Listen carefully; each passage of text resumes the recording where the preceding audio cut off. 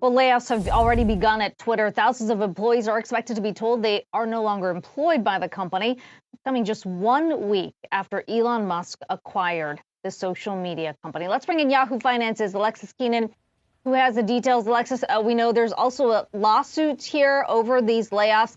The timeline, we were told 9 a.m. Pacific is when employees are likely to get the notice, but it sounds like some of those have already gone out. Yes. So, Akiko, here's what we know. We're expecting that these layoffs could be impacting as many as 50% of Twitter's workforce. That notice went out yesterday telling employees that they would get word as to whether they still had a job by 9 a.m. Pacific time. But Twitter has said that it is necessary to do these layoffs to place Twitter on a healthy path. That's what the company said, according to the Wall Street Journal. And over the past 5 years, though, we should also note that Twitter's ranks have indeed swelled. In 2021, the company added about 2,000 jobs. That was a jump of 36% over 2020.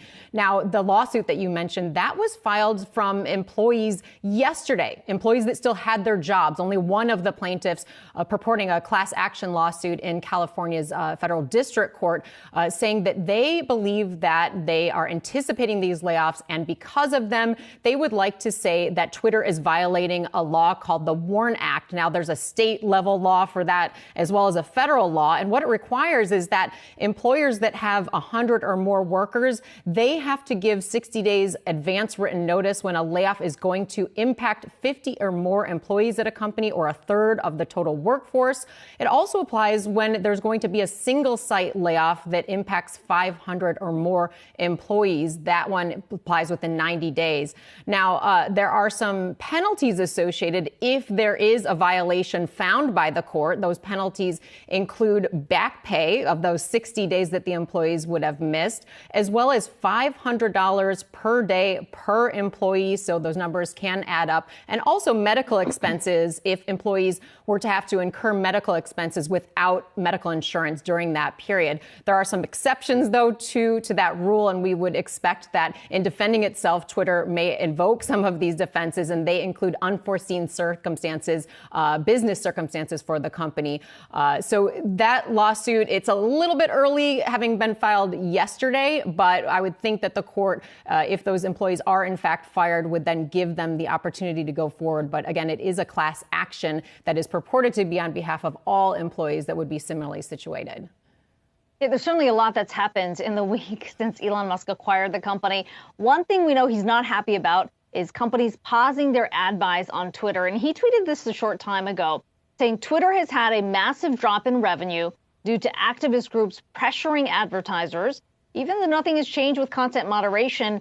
And we did everything we could to appease the activists. Extremely messed up. They're trying to destroy free speech in America. We've already seen a number of major companies, at least one major agency, saying we want to just hold off on advertising anything until we get a better sense of what this platform looks like. How is this exit likely to accelerate?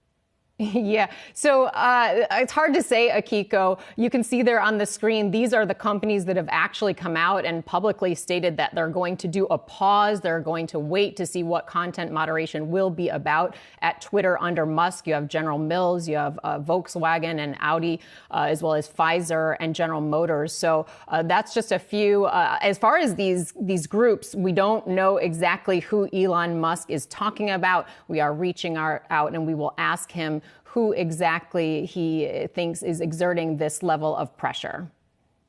Okay. Alexis Keenan on top of the story. Thanks so much for that.